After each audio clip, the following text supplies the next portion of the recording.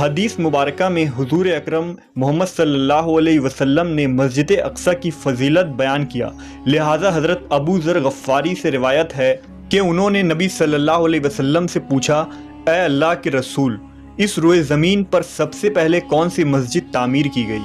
آپ نے فرمایا مسجد حرام۔ انہوں نے پھر پوچھا، اس کے بعد کون سی مسجد تعمیر کی گئی؟